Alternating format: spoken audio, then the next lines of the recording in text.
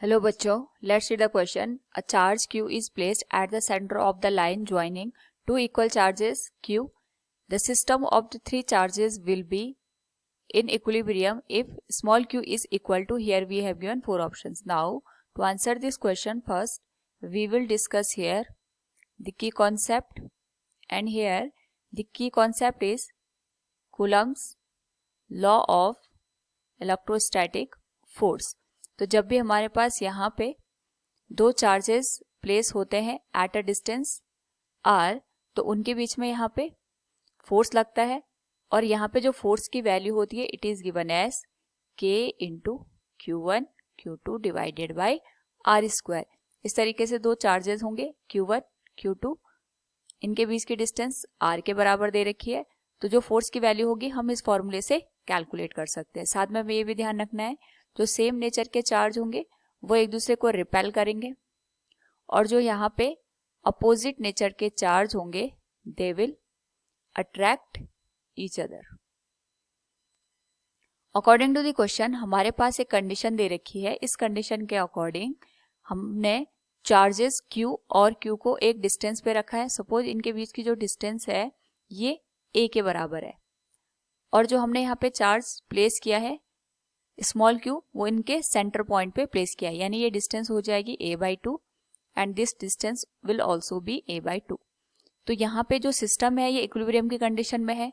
For equilibrium condition हमारे पास जो भी फोर्सेस होते हैं उन सारे फोर्सेस का जो सम होता है दैट इज इक्वल टू 0, या सारे के सारे फोर्स एक दूसरे को यहाँ पे कैंसिल कर देते हैं.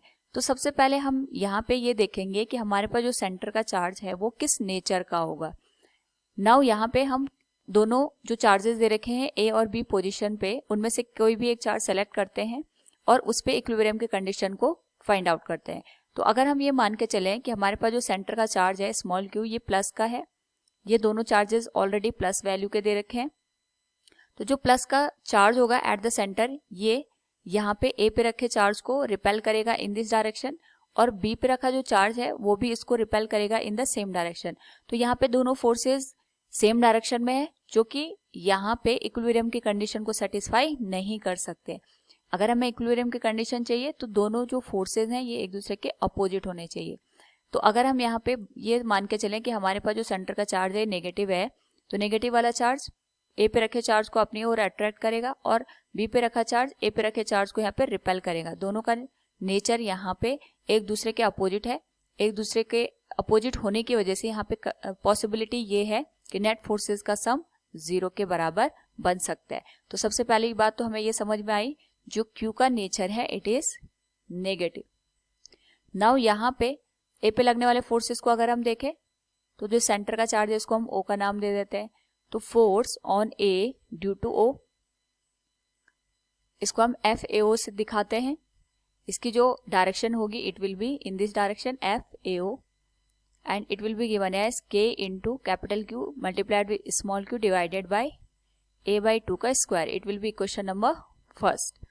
जो हमारे पास B पे रखा चार्ज है वो A पे रखे चार्ज को रिपेल करेगा in the opposite direction. It will be FAB, और FAB की वैल्यू अगर हम यहाँ पे कैलकुलेट करना चाहें it will be given as FAB equals K into Q square divided by, दोनों के बीच की डिस्टेंस A है, so it will be A square. Q square हमने इसलिए किया क्योंकि दोनों चार्ज की वैल्यूज यहाँ पे सेम है, Q इंटू Q स्क्वायर हो जाएगा. This will be question number second. Now equilibrium की कंडीशन है, तो जो हमारे पास इक्वेशन 1 होगी और इक्वेशन 2 होगी, इन दोनों का सम 0 के बराबर आएगा या दोनों इक्वेशन इक्वल होंगे. So it will be written as FAO equals FAB, ये बनेगा K into capital Q multiplied with small q divided by a/2 का होल स्क्वायर, और ये बनेगा K into Q square divided by a square. Similar term cancel हो जाएंगे, K से K cancel हो जाएगा, Q से एक Q कैंसिल हो जाएगा, ये बनेगा 4 into small q divided by a square equals q divided by a square. a square से a स्क्वायर कैंसिल हो गया, तो जो q की वैल्यू है ये बन जाएगी q/4. लेकिन हमें साथ में ये भी ध्यान रखना है, ये तो हमने मैग्नीट्यूड फाइंड आउट किया, क्योंकि जो रियल वैल्यू आएगी it will B minus of q/4, तभी जाके इक्विलिब्रियम की कंडीशन यहाँ पे सेटिस्फाई हो सकती है. So from the given question we can say here the system of three charges will be in equilibrium if Q is equal to minus Q by 4. Option A will be the correct one. Hope all you understood it. Thank you and best of luck.